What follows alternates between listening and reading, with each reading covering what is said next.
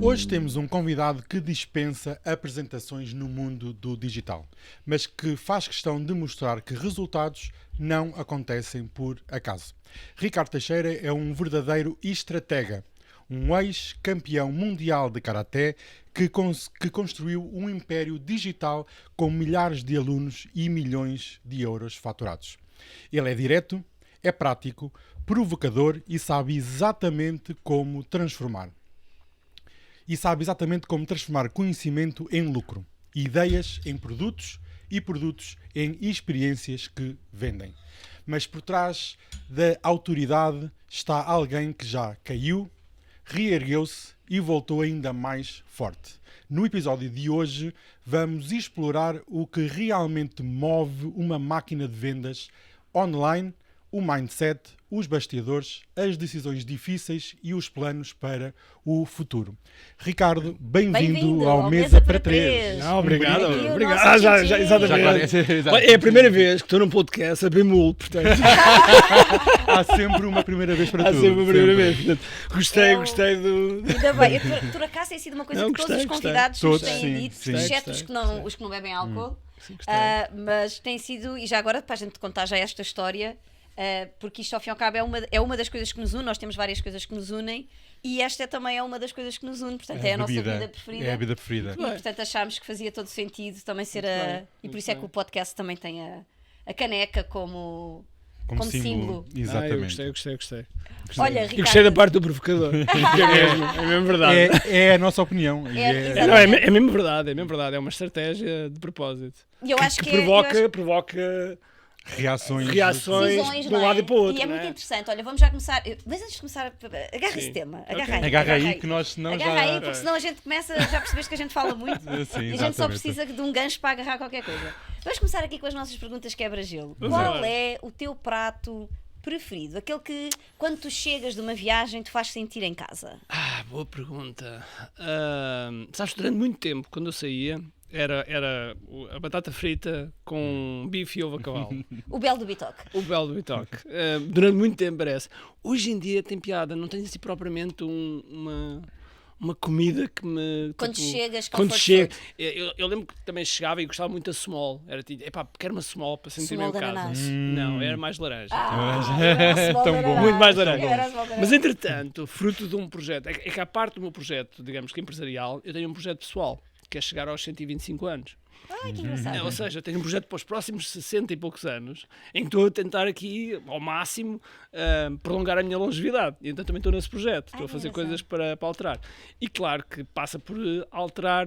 completamente uma data de hábitos. Alterar hábitos de alimentação, de bem-estar, com quem nós estamos, enfim, tempo, enfim, tudo isso. Deve ser como a Magda, ele também deve fazer aquelas coisas todas do in-off, do frio e do não sei o quê. Já fiz, não sou fã. Ok. Não sou fã. Eu já percebi um bocadinho mais mas faço quando posso. Principalmente com o Ricardo Pinhão. O Ricardo Pinhão cá em Portugal. É muito conhecido cá em Portugal. É onde está a Magda. E o Ricardo é espetacular. O Ricardo é espetacular. Ele já fez. Eu já fiz 3 vezes com ele. sempre que faço arrependo. Eu estou com curiosidade, mas eu vou dizer que assim, estou com curiosidade, mas estás a falar com uma pessoa que acha que nasceu no país errado, porque eu sou eu sou aquela pessoa que dou um mergulho e que fujo logo porque acho que a água está sempre gelada. Então espera lá, tu dás o mergulho, eu nem sequer ponho os pés. Porque eu nasci em Moçambique, portanto, ou seja, tudo o que seja frio é horripilante. É que nem para mais, eu paguei ao Ricardo para fazer uma coisa que eu odeio, portanto... Exato. Isso é que ainda mais tipo, mas porquê? Porquê que eu estou aqui? Espetacular. Mas... Então, olha, prato, não temos agora para já nenhum. Mas e que bebida é aquela bebida que tu dizes, é a minha essência? Bem, era o small, agora era o small, agora estou numa da Água das Pedras. Água das Pedras geladinha, à noite sabe muito bem. Mas a verdadeira, não é? A verdadeira. Que não tem nada a ver. Quando eu tento explicar às pessoas que é assim, o que é isto, água com gás? Isto não existe. Vocês têm que provar a nossa... Não, é verdade. Agora há umas máquinas que é para gasificação da água em casa. Mas não é a mesma coisa, não é a mesma coisa. É para beber água das pedras. E nunca foste lá mesmo ao sítio. Aquilo é outra então aconselho-vos aí. Já foste? Já. É realmente espetacular. É uma experiência única. É diferente. Podes visitar tem termas, tens um parque que é lindíssimo, tem casas espetaculares para ficares lá dentro. E a água não tem nada a ver. Vale a pena. Enfim, estás a ver como a gente já divagou. Já divagou. Bom, mas antes de começarmos aqui no roteiro, vamos pegar aquela conversa que tu estavas aqui já a trazer e do provocador. Sim. Porque realmente, e já agora falando aqui também um bocadinho da minha experiência, ele depois fala da dele, eu sou muito recente no digital, estamos a falar que eu tenho 2 anos de digital. Ok. Mais coisa menos, ainda não. 2 anos, sim, 2 anos. Tu tens 2 anos, eu 2 tenho anos, 1 ano. tu tens 1 ano. Ainda estou mesmo. E cada vez mais eu vou percebendo que realmente isto não é só ser provocador de forma muito intencional. Realmente a gente tem que mostrar a nossa opinião sobre as coisas. Sim. E obviamente isso vai gerar pessoas que são a favor da tua opinião e outras que são contra. Desculpa interromper, e às vezes nem é só opinião, é só porque olharam para nós e não gostam. Porque não gostaram. Exatamente. Pronto. Sim. E eu realmente tenho reparado que, como eu acho que é o percurso normal, mas tu me dirás, que nós, ao princípio, não é bem que seja um boneco, mas nós estamos muito mais acanhados, não é? Na forma como nós aparecemos no digital. Sim. E aos poucos a gente vai aparecendo. E eu reparo que, à medida que eu vou sendo cada vez mais eu e tirando aqui mais camadas de cebola, que eu nunca deixei de ser eu. São camadas de cebola que a gente vai tirando até chegar à nossa verdadeira essência, né? É incrível como eu tenho recebido muito mais hates. Tenho recebido. Adoro hates. Tenho recebido. Lá está. Posições até muito mais extremadas que não acontecia, porque lá está, era aquela coisa que era morno, não é? Não é carne nem peixe, que é o pior do mundo. É muito natural. De início as pessoas têm o hábito de copiar alguém sem querer. Sim. Não é por mal, é porque fazem porque precisam de um modelo e portanto, e todos nós de alguma forma fazem isso. Sei lá, tudo que é no mundo do coach, Tony Robbins é a referência, Brandon Burchard e coisas do género. Ou seja, é natural que haja um pouco essa cópia. Mas depois, a pouco, à medida que nós vamos ganhando a nossa voz, realmente vamos colocando o nosso apitado, o nosso ingrediente, e é claro que os haters surgem. Mas os haters, eu costumo dizer que a primeira fase para o sucesso é termos haters. Enquanto não temos haters, não estamos a ter minimamente sucesso, porque não estamos a ser vistos. O segundo passo é começarmos a copiar. Começam-nos a copiar. Portanto, eu vou-te dizer qual é que é. Neste momento estou naquela fase em que me dá imenso gozo. Porque, por exemplo, as pessoas dizem assim, Cristina, tu perdes tempo, porque eu, entretanto, não é só achar graça, eu sou um bocadinho fora da caixa, depois já de perceber isso um dia mais tarde, agora não, que não temos tempo para isso, e eu achei que é assim, mas eu realmente acho que estas pessoas, também faz parte do meu papel enquanto exposição, Sim. tentar de alguma maneira, uma coisa é as pessoas virem logo, sei lá, serem mal educadas, isso é outro patamar, é outro patamar. Agora, outra coisa é a pessoa vir e pura e simplesmente expressar ali, sei lá, relativamente àquilo que tu fazes, qualquer coisa que a pessoa não gosta, ou que acha mal, e que tu notas claramente que está ali uma carrada de crenças, ainda por cima com o que eu faço, né? Crianças e dinheiro. E então eu normalmente respondo às pessoas. Sim. E eu fico tão contente quando de repente vejo a resposta do lado de lá, que de repente deixou de haver agressividade e passou a haver muito mais. Não há propriamente uma amizade, mas houve uma moderação. E eu digo assim, pronto, já sossegou. Sim. Agora, se calhar, a partir daqui, já vai começar a gostar do que eu faço. Tem lados positivos, do ponto de vista do algoritmo, tem lados positivos, porque uma conversa faz com que o post chegue a mais pessoas. Portanto, isso é ótimo. Eu lembro-me que em 2021 eu fiz um anúncio, aliás, tinha vários anúncios a correr, e em cada anúncio tínhamos 1.000 euros em budget. E houve um anúncio que chegou-nos a 50 a 100 mil pessoas e houve outro que chegou a 1.1 milhão de pessoas. Uau. Porquê? Porque nós abrimos os comentários, normalmente os anúncios estavam fechados, e aquele anúncio, eu podia ter dito, foi estrategicamente pensado. Não, foi engano, deixámos os comentários abertos e o pessoal começou a comentar. E aquilo começou a haver uma conversa, uma batalha autêntica entre as pessoas que achavam que eu estava a mentir e as pessoas que tinham visto aquilo que eu estava a falar. E basicamente o que era? Era um anúncio em que eu falava da venda de uma garrafa de água que eu fiz em 2019 no palco do como é que chama aquilo? Centro de Artes e Espetáculos da Figueira da Foz, com 800 pessoas à frente, e eu vendi uma garrafa de água por 1.000 euros.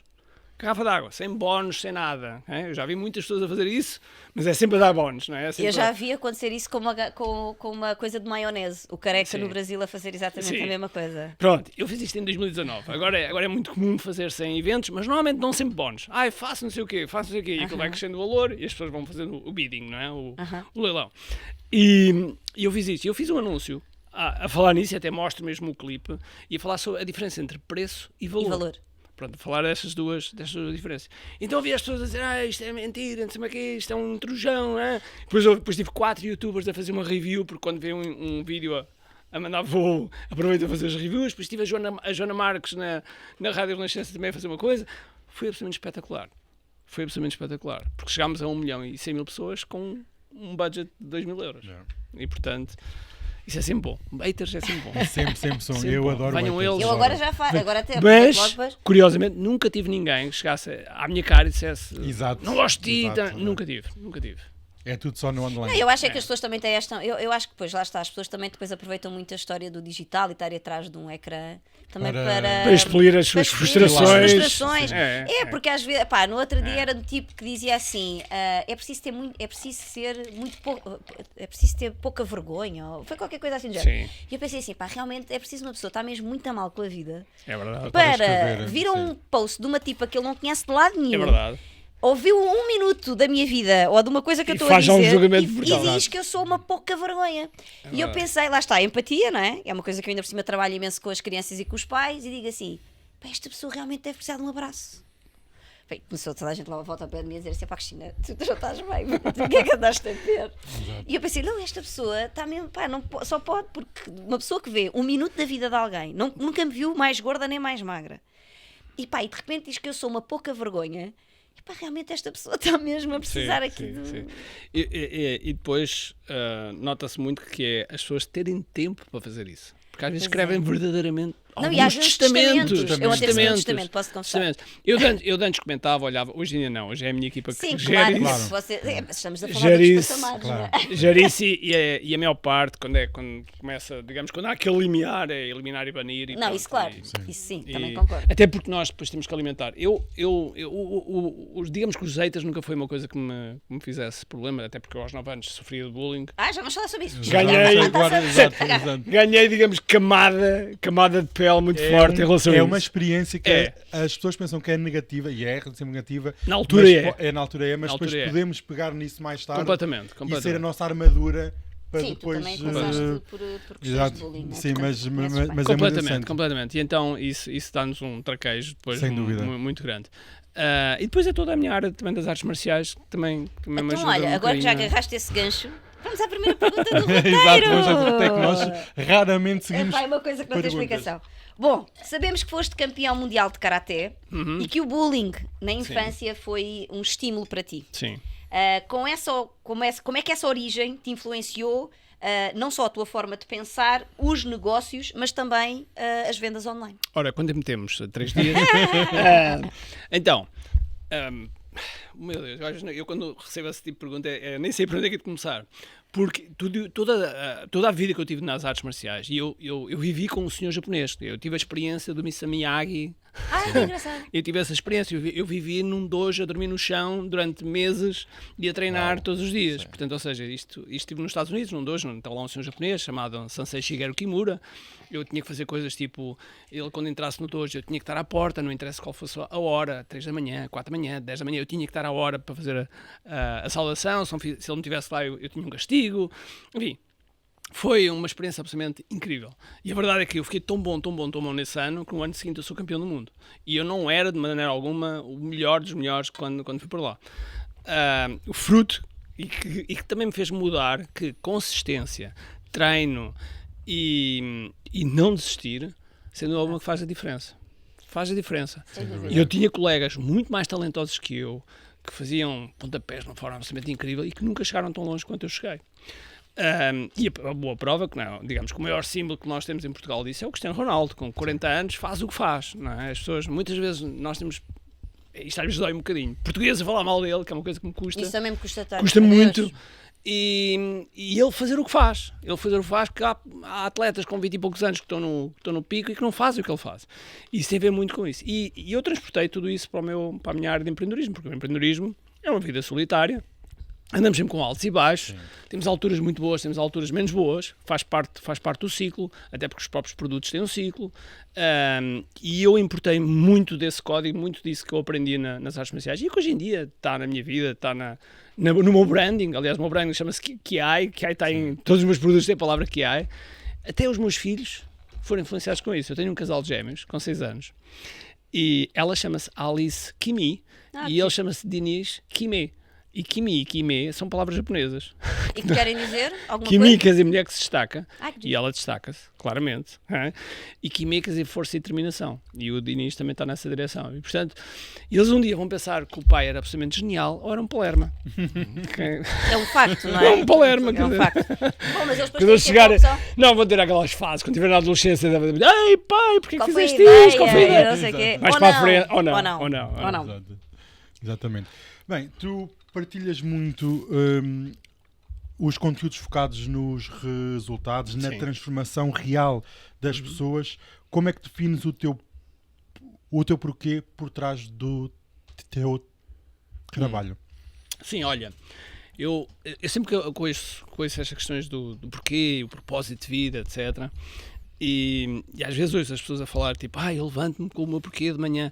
Eu levanto-me de manhã porque a bexiga aperta e tenho que ir à casa de banho. Quer dizer...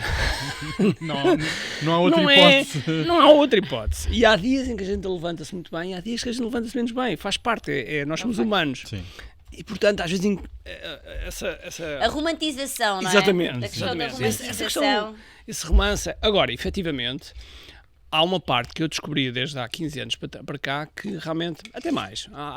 Eu comecei a fazer karatê com 12 anos e aos 21 anos eu sou campeão do 20 anos eu sou campeão do mundo e aos 23 ou 25 um aluno meu é campeão do mundo, uma aluna aliás, e depois aos 27 tenho mais 3 alunos que são campeões do mundo. E eu fiquei mais contente quando eles foram campeões do mundo quando eu fui campeão do mundo. Eu vibrei muito mais. Olha, mas eu percebo é a história de quando ultrapassa o mestre, não é? Exatamente. Eu acho que é maravilhoso. E isso é absolutamente espetacular. É tão maravilhoso. Quem nunca viveu isso não sabe o que é. Exatamente. Não sabe. Eu concordo inteiramente. Eu tive um mestre que foi absolutamente espetacular, que foi o Pedro Choi. O Pedro Choi é muito conhecido ainda da acupuntura. E ele vibrou comigo. Aliás, ele dizia sempre, um dia um aluno meu há de ser campeão do mundo. E quando eu fui, ele nunca foi, etc. Mas criou-me todo o meu percurso para chegar aí. E digamos que eu bebi isso. Então quando eu percebi que realmente esses resultados mudavam-me e que eu gostava e vibrava mais com eles, e eu comecei a minha vida empresarial, ainda não estava ligado a isso, digamos que os resultados eram os resultados dos meus clientes na área de software, eu fazia software para advogados, fazia software para empresários, de faturação, tive esse percurso, depois era algo que começo a fazer umas brincadeiras no YouTube, etc, assim mesmo ao lado. E comecei a ajudar mais algumas pessoas. E comecei a perceber que gostava muito do êxito delas. E então foi tipo, um déjà vu. Espera lá, isto era quando eu dava aulas de artes marciais, também sentia isto. E comecei a sentir isso. E depois comecei a decidir cada vez mais que queria ajudar pessoas a atingir os seus resultados. Mas mais dos resultados, é os resultados dos resultados. Esses é que para mim é que são espetaculares. Porque ver uma pessoa que, sim senhor, aumentou a faturação dela ou aumentou a margem de lucro, mas depois isso permitiu ter as férias que nunca teve, ou ter a moto que nunca teve, ou providenciar à família coisas que nunca conseguiu. Era impossível. Isso dá um mexe cá dentro, sem dúvida alguma. E isso, sem dúvida alguma, que me mexe todos os dias estar aqui, estar naquilo que eu faço. Desistir, não é? E não desistir. Porque é impossível vencer alguém que não desiste. Isso é verdade. Concordo, 100%. Isso é verdade. Eu aí partilho muito dessa tua visão. Eu acho que é muito também quem faz. Tu nunca fizeste, mas também és um bocado assim. De quê? Mas quem faz um desporto de competição. Ok. Sim, eu nunca fiz, não. Tu nunca fizeste, mas tens um bocadinho esse espírito. Mas quem faz um desporto de competição e de alta competição tem muito este sentimento. Eu tenho muito esse sentimento, não só exatamente porque eu também fiz um desporto de alta competição durante muitos anos. O que fizeste? Eu fiz hipismo. Mas difícil. Hipismo não depende só de nós, não é? Verdade. Portanto, estamos a falar de 2 seres humanos, 2 seres vivos neste caso. E depois, por causa da questão que e não sei se depois também passaste por isso quando foste campeão, que eu às vezes é assim, a gente quando aprende a chegar lá, depois parece que é fácil, não é? Sim, mas manter é muito mais complicado. Eu tive 2 anos terríveis assim. Mas há várias fases. Há várias fases. Eu, quando fui campeão do mundo, a semana a seguir ter sido campeão do mundo, a minha cabeça não passava numa porta. Eu estava tão inchado, que alguém, o Pedro Choi, teve que me pôr no lugar. Eu aprendi.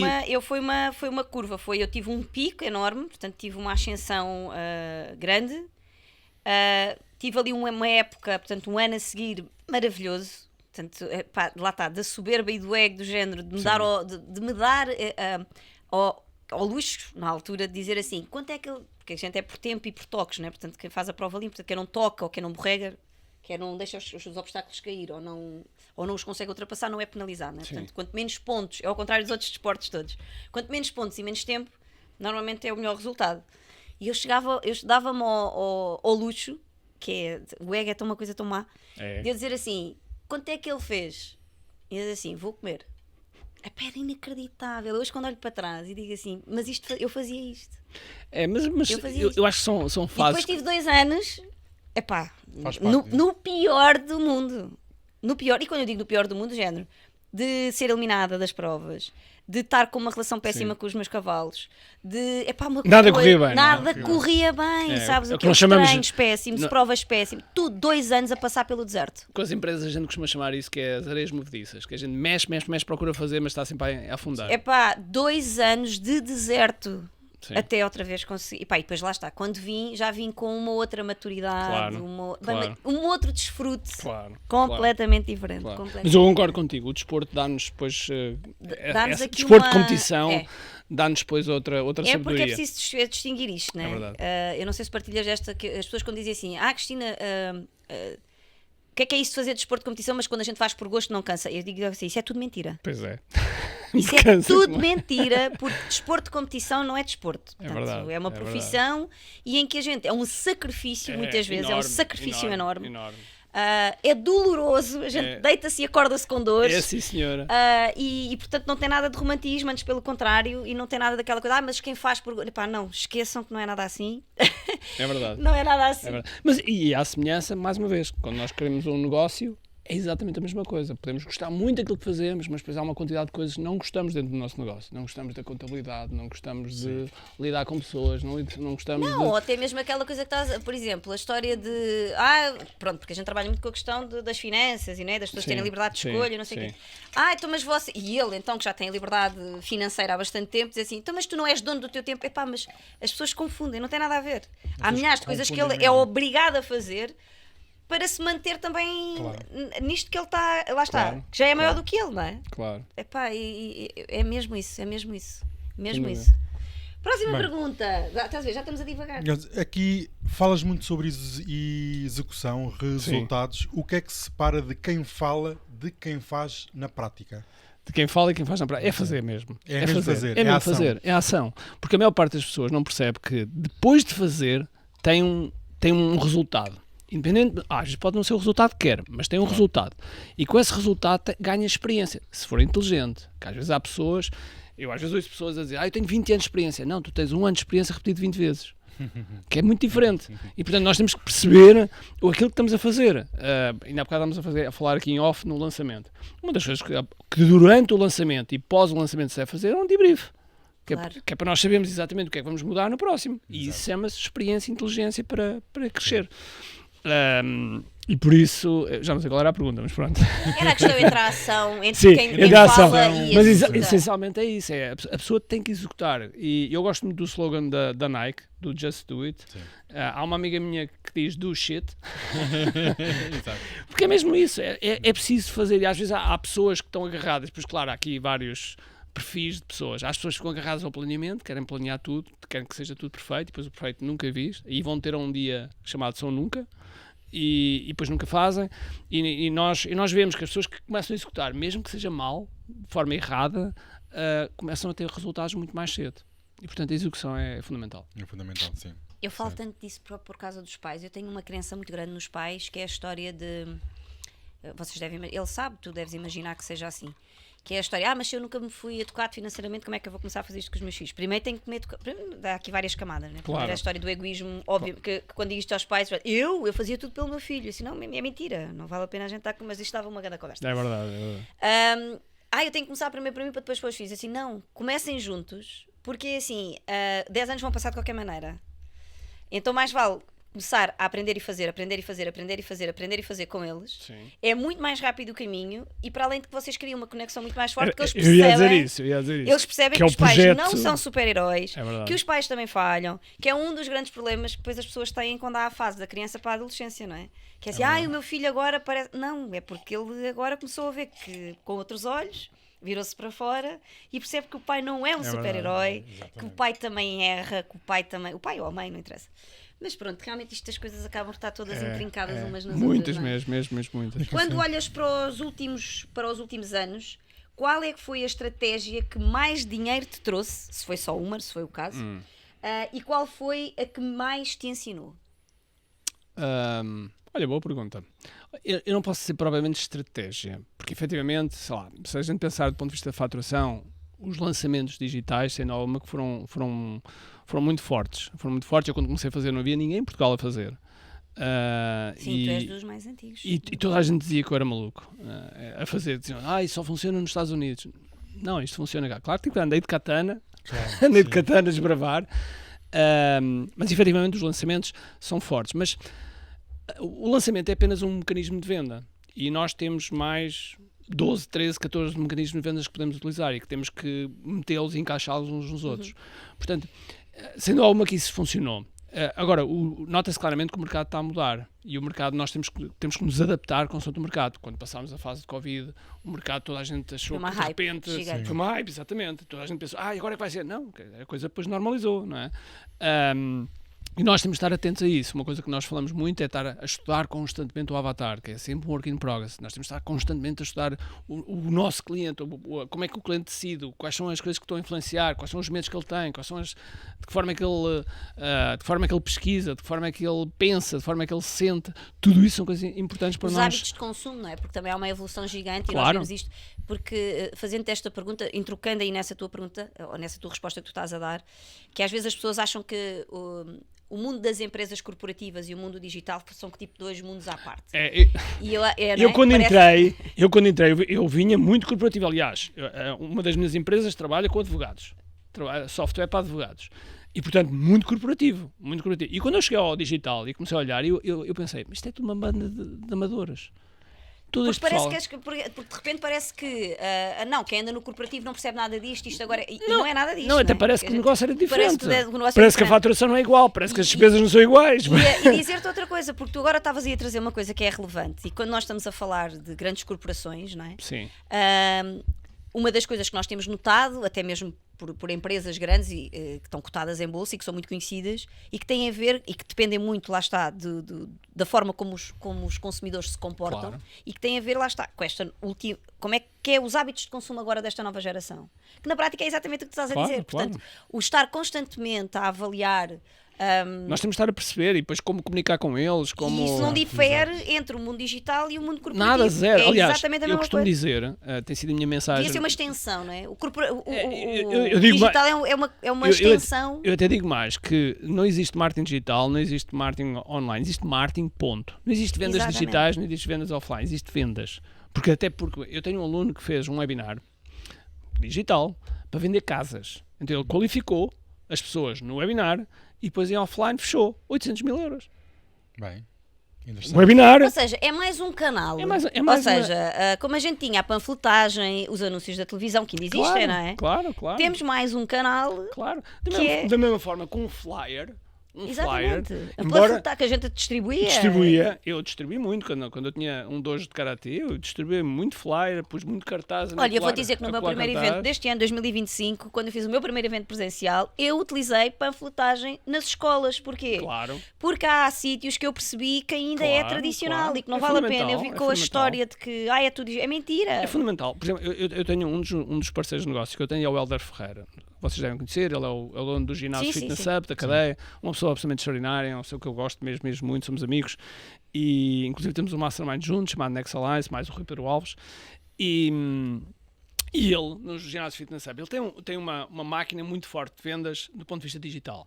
Mas quando eles estão a abrir um ginásio, os cafés ali à volta dos supermercados têm lá os seus flyers. Então, sim, tem as tudo meninas de rua que andam a fazer. Tudo está casado. Não há uma coisa. E isto foi uma coisa que quando eu cheguei ao digital que me fazia confusão, porque é que as pessoas de repente esquecem-se tudo o resto e que não faz sentido. Isto tem que estar tudo casado. Portanto, corporativo, digital, etc. Isto é uma forma de tem que estar tudo casado. Vou dar outro exemplo. Equipas de venda. Quando eu cheguei ao digital, não havia equipas de venda. Ninguém tinha equipas de venda. E eu próprio, na altura, fui influenciado e disse, realmente, se calhar não preciso de equipas de venda. Então comecei só eu a ser o vendedor. Mais uma vez é uma estupidez, porque nós temos um lançamento ou um webinar, ou seja o que for, uma estratégia digital. há um conjunto de pessoas que entram na lista para um lançamento. Agora estás em lançamento, não é?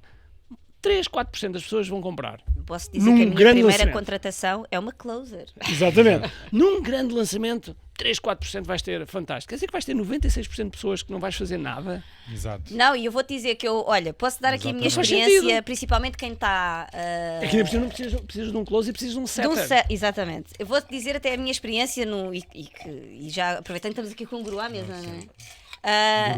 Num nicho que é novo, como tu sabes. Sim.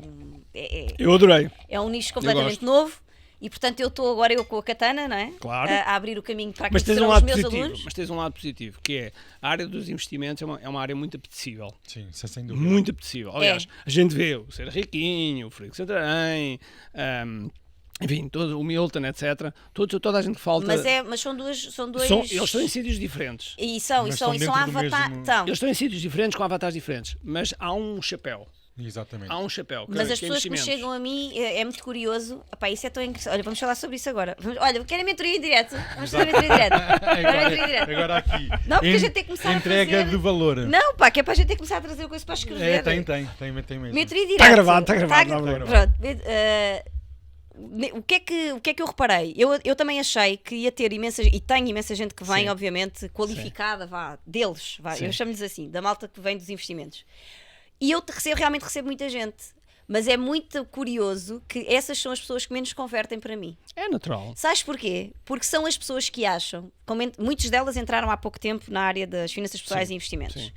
E então ainda têm o tal ego e a tal soberba que agora já sabem o suficiente para ensinar conceitos básicos financeiros aos filhos. Mas sabes que isso é um processo. É um processo. Claro que depois acontece, tanto que eu tenho, e a gente vai monitorizando, eu sou engenheira, portanto, como deves imaginar, sou obcecada por métricas. Sim.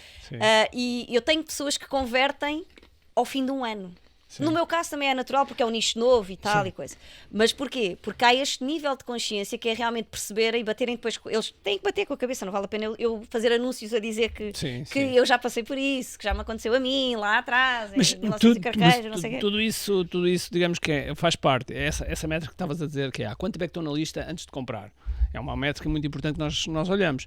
Eu lembro de um amigo meu, de um aluno nosso, que era o Luís Lopes, que teve 6 anos na nossa lista. Ele recebeu 1200 e-mails antes de comprar. Bem. Portanto, isso vai acontecer. Da mesma forma, quando nós fazemos os anúncios, nós temos que fazer os anúncios de escalas diferentes. Desde o menos consciente ao mais consciente. Porque há pessoas que estão mais prontas a comprar, há pessoas que nós temos que educar.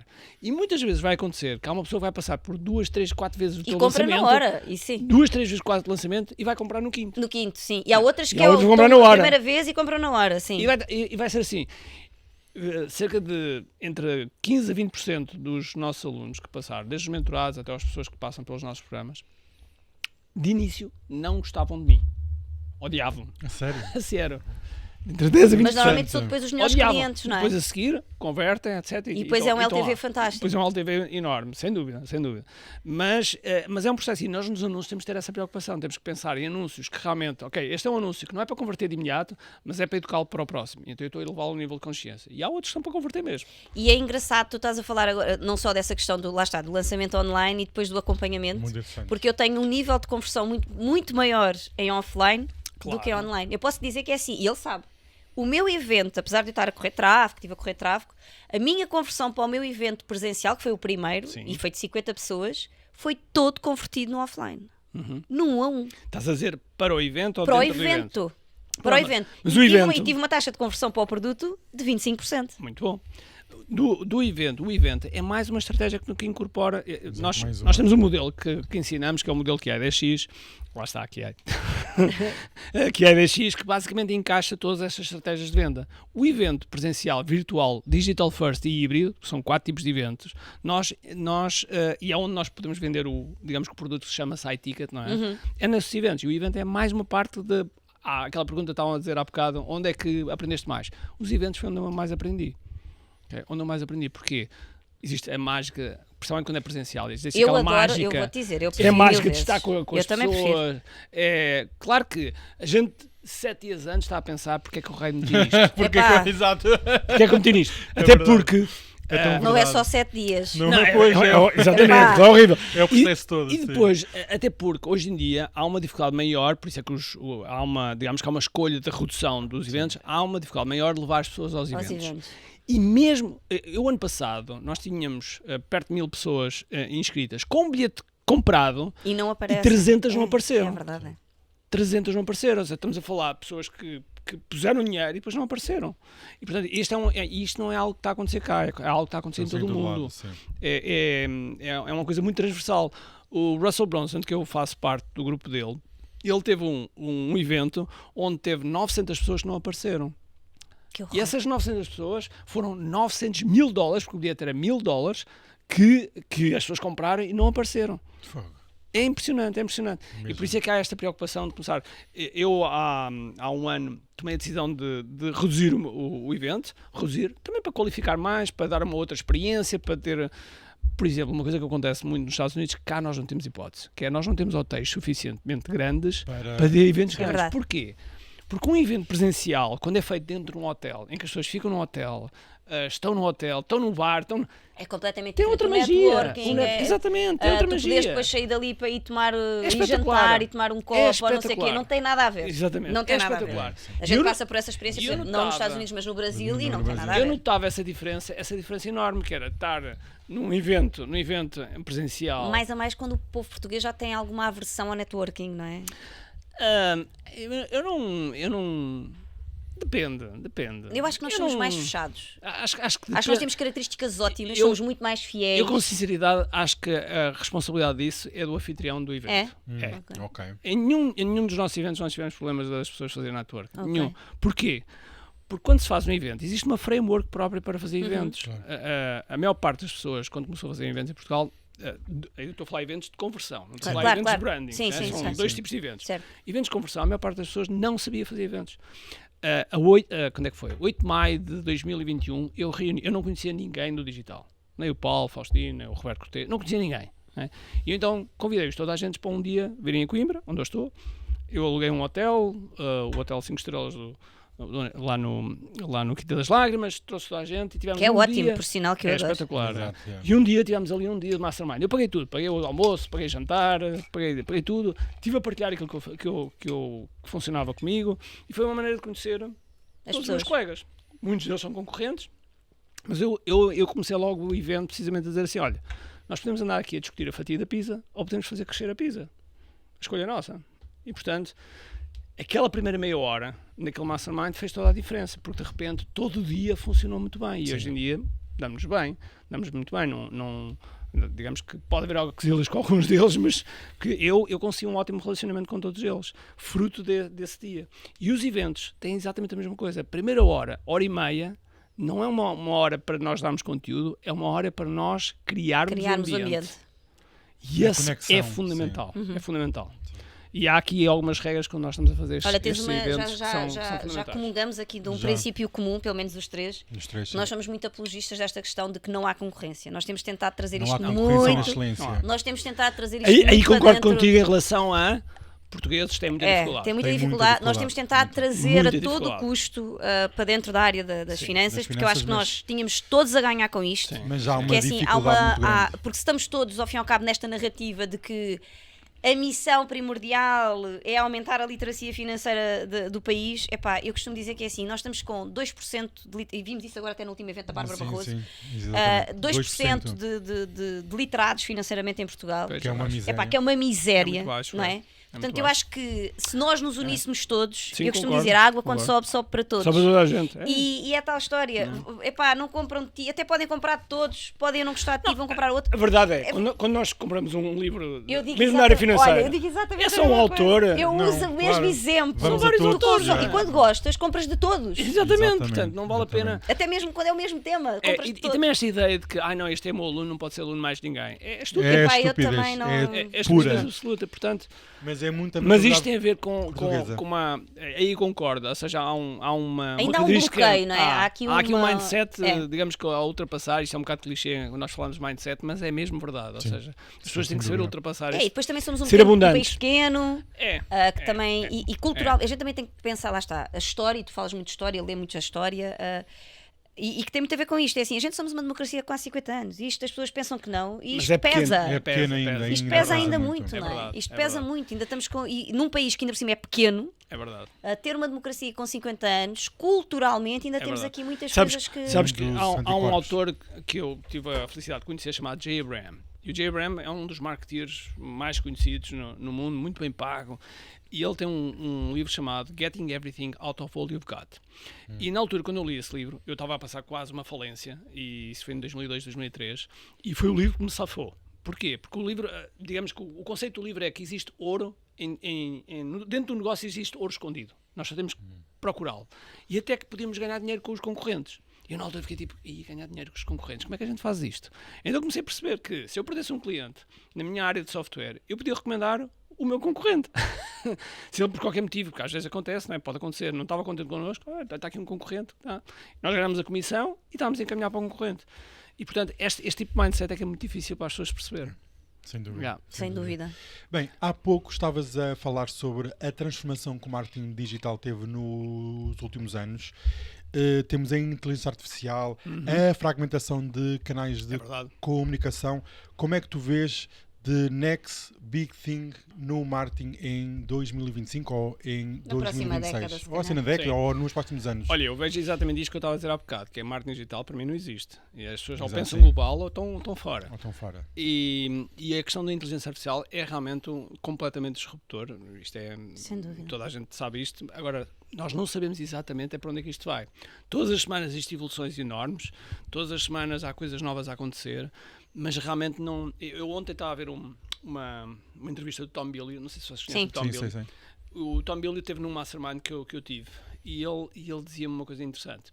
Ele é extremamente inteligente, não é muito sociável, mas o Tom é muito inteligente. Ele dizia uma coisa engraçada, que é, ele dizia, ok, nos próximos 2 anos, 90% do conteúdo vai ser feito por inteligência artificial. É muito, já há muitos canais que são totalmente de inteligência artificial, portanto, natural.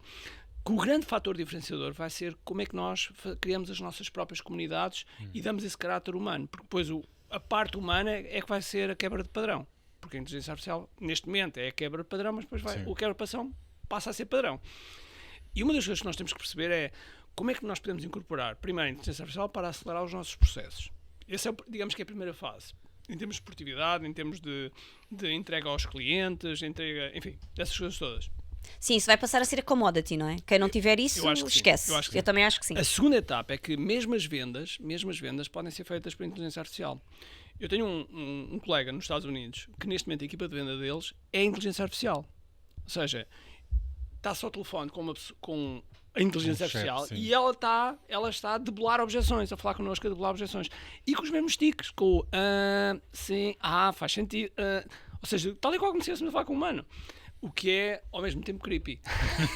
Sim, exato. É assustador ao mesmo tempo, não é? E eu vejo que realmente há aqui uma oportunidade imensa com a inteligência artificial. Há uma oportunidade imensa. Eu tenho certeza absoluta que nos próximos anos vamos ter empresas bilionárias com 2 ou 3 pessoas. Tens 2, só fazendo aqui um parênteses, só para depois também já te dar fazeres esse teu resto de raciocínio.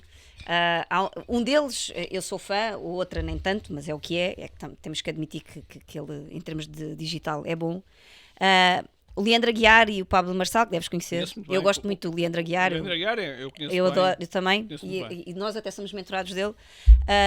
E eles, os dois, neste momento estão a fazer um lançamento, não sei se já tiveste a oportunidade de ver, e em que eles dizem que nós estamos precisamente a passar agora por o mesmo momento, digamos assim, como se tivéssemos recuado 15 anos atrás no tempo, em termos de digital. Sim. E portanto, quem apanhar esta onda agora... Eu acho que ainda é mais que isso. Eu acho que isto é como se fosse... E tu achas graça porque tu estás a dizer essas coisas? Eu acho que ainda é mais. Eu acho que é a Revolução Industrial. Na altura, quando começou a Revolução Industrial, nós tínhamos mais de 50% da população na agricultura. Exatamente. E quando a Revolução Industrial entrou, hoje em dia temos 2%. Exato. E eu acho que é isso que vai acontecer. Ou seja, é para lá do digital. É para lá do digital. Nós. É a multa que vamos hoje em dia temos um juiz que decide algumas coisas. Na Austrália, algumas coisas já é uma inteligência artificial que decide coisas legais. A revolução vai ser imensa. Há um livro que eu adoro, e já te falei deles, até é um dos meus livros preferidos, que é Falar com Desconhecidos. E aquilo é um livro só de histórias verídicas. Portanto, contam vários episódios e na prática, não querendo fazer aqui um grande spoiler, posso fazer porque depois, se não lerem as histórias, não percebem o que é que eu vou dizer. Aquilo é um acumulado de várias histórias reais em que demonstra como nós, na realidade, achamos sempre, pela questão da percepção humana, de que nós somos muito falhos, não é? Portanto, nós, através de expressões, de empatia, acabamos muitas vezes por achar determinadas coisas das pessoas que depois podem não abrir, que na maior parte das vezes, principalmente nestes casos, não se verificaram, não é? E há lá um caso que tem a ver exatamente com um estudo que é feito e que demonstra exatamente isto aqui que nós estamos a dizer, que é por causa das multas. Na altura foi feito um estudo e estamos a falar de uma coisa que já deve ter sido feita, já não me recordo em detalhe, mas se calhar há 40 anos atrás, em que eles davam um conjunto de processos, obviamente destes processos que eles lá nos Estados Unidos chamam aqueles que são processos sumários, não é? Muito rápidos de resolver. Eles davam a mesma quantidade de processos sumários a um juiz, e era tipo um grupo de juízes completamente gurus, altamente experientes, não é? E já na altura, à inteligência artificial ou aos robôs que eles já tinham na altura para fazer a mesma coisa. E é interessante porque aquilo que aconteceu foi, no caso dos juízes, houve não sei quantos % de reincidência dos que eles tinham dito, ok, então tu não levas multa, ou não vais ser preso, ou não vais não sei o que mais, e houve, imagina, 40 e tal % de reincidentes. No caso da inteligência artificial, a reincidência foi tipo 3 vezes menor. 3 vezes menor. Porquê? Porque eles decidiam baseado apenas nos factos. Claro que houve falhas na mesma, porque houve pessoas que havia, por exemplo, quando a falta de informação ou quando havia coisas importantes no processo que não estavam lá, ele não consegue decidir se as coisas que lá estão. Mas há um ano atrás, e estamos a falar há 40 anos atrás, portanto, que já não tem nada a ver. Há um ano atrás, o ChatGPT fez o exame da Ordem dos Advogados em Nova Iorque e passou. Exatamente. E passou, portanto, ou seja... Sim, o learning machine é uma coisa a revolução é imensa. Tem sido diária. Mas as pessoas ficaram despertas com o ChatGPT em novembro há um ano e pico, não é? Mas, se forem ao Google, ao YouTube, e pesquisarem por Google Duplex, que é uma coisa que há 5 anos eles faziam, já estava neste estado. Inclusive, eles mostram a inteligência artificial a marcar um jantar a um restaurante, numa call mesmo real. Portanto...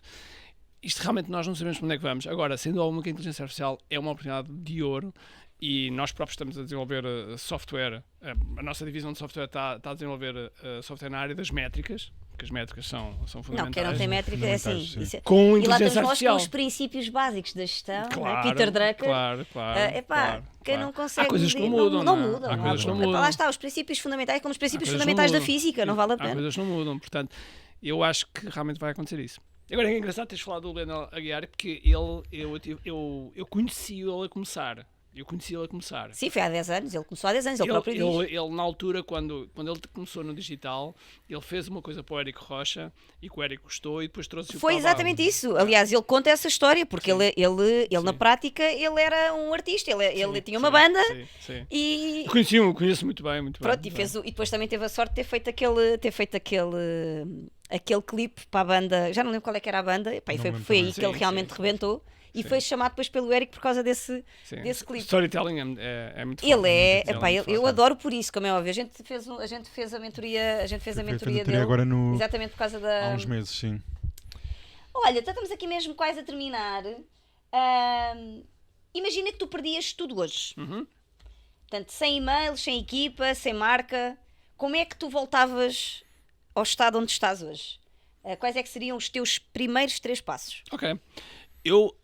E já era conhecido ou não era conhecido?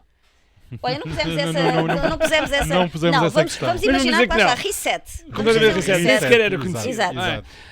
Eu ia arranjar clientes de borla, completamente de borla, ia procurar um serviço que eu soubesse fazer, e mesmo que não soubesse fazer, ia aprender. Ia arranjar 3, 4, 5 clientes de borla em que o pagamento deles era um testemunho. E a partir daí começava a vender. Portanto, vocês começavam a escalar por aí. Olha, que engraçado. Fazer coisas que não escalam para escalar. Ainda ontem tive...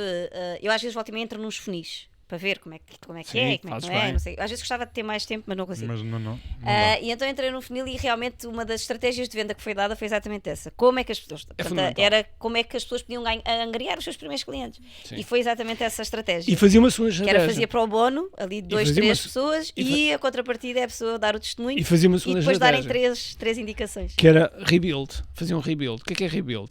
É uma estratégia que, sei lá, suponhamos que as pessoas são designers. Se for um designer. Então aquilo que eu fazia era, via um anúncio, fazia o redesign daquele anúncio e mandava novamente para a empresa. Ia procurando, fazendo o serviço. Depois empacotava o serviço em produto, começava a escalar de 1 para N com grupos pequenos e a seguir em grupos maiores. E a seguir colocava software novamente. Porquê? Exato. Porque o infoproduto e as mentorias, essas coisas todas, são uma cash cow, mas não é um negócio. Ou seja, aquilo não é vendável, por enquanto. Aquilo não é vendável. Se eu agregar alguma coisa... Sim, estás a falar de equity agora, não é? Estou a falar de equity. Ok, Sim, pronto. E... Só para às vezes as pessoas Exatamente. não percebem. Só que as pessoas não sabem muitas vezes o que é equity, portanto fala-se A gente equity, aqui espera que já portanto, saibam. Já sabem que Esperemos, nós não é? Já falaram nós. muito disso. Ótimo. Mas sim, ou seja, é pensar... Eu gosto muito de uma frase do Flávio Augusto, que é: o lucro é a esmola. Eu gosto muito disso. Eu gosto muito disso. É a esmola do empresário. E então... E é pensar mesmo em valorização. E não é só isso, se um dia eu quero fazer outra coisa qualquer, vamos vender isto. Mas para isso nós temos que preparar a máquina para ser vendida. E o software tem múltiplos de venda que muitos outros mercados não têm. Enquanto nós falamos de uma barbearia que está a vender, se cá um múltiplo daquilo será vezes 2, o EBITDA vezes 2. O software pode ser 15, 20, o Slack foi vendido por 50 vezes o EBITDA. Portanto, ou seja, os múltiplos são enormes. Logo eu optava por desenvolver. Sendo que desenvolver software não é fácil. Não é, não. Não, e cada vez mesmo com a inteligência artificial, que fala-se muito, e de vez em quando aparecem umas pessoas a fazer uns shorts, a dizer, olha, criei esta aplicação em 5 minutos. Sim, mas depois é assim, nós hoje em dia temos uma outra camada muito mais complexa, que nasceu obviamente com a questão do software e que tem toda a ver com o cybersecurity, porque a gente hoje em dia, ainda no outro dia, cá por acaso, eu estava à espera que até abrisse os jornais, mas a gente teve aí um vazamento de 16 bilhões de... Sim. Eu nem sei como é que aquilo não abriu os telejornais em Portugal. É verdade. Porque... É verdade. Mudar as passwords. É verdade. Portanto, convém mudar as passwords. Se vocês só veem notícias em Portugal, comecem a ver outras notícias, porque o mundo não é só esta caixinha. Eu não sei como é que... Eu estava mesmo à espera que aquilo abrisse todos os telejornais. Sim. Porque foi um vazamento de 16 bilhões de contas. É verdade. Facebook, Meta, muitas Google, muitas portuguesas. É verdade. E eu pensei assim, e se não tem 2 FA ligados e Double Security e Authenticator, são tramados. Como é que isto não abriu os telejornais todos? Quer dizer, verdade. É assim. Bem, Ricardo, muito obrigado pela tua presença. Olha, a gente ficava aqui horas. Já acabou! Já ultrapassámos o tempo. Nós ficámos aqui mais uma hora a falar, porque tínhamos muito mais perguntas, tínhamos muito mais temas para aqui falar, debater e partilhar. Temos que ir ao evento agora. Temos que ir ao evento. Ricardo, fica marcado. Para trocarmos mais umas ideias. Fica marcado, vou já pôr na agenda para não 10, 11 e 12 de outubro. 10, 11 e 12 de outubro. Figueira da Foz. Exato. Nem eu, porque eu vou fazer o meu evento também em outubro. Portanto, temos que agilizar. Nós dois também temos que agilizar. Muito obrigado, Ricardo. Obrigado, meu. Obrigada. Muito obrigado e até uma próxima. Obrigado mais uma vez.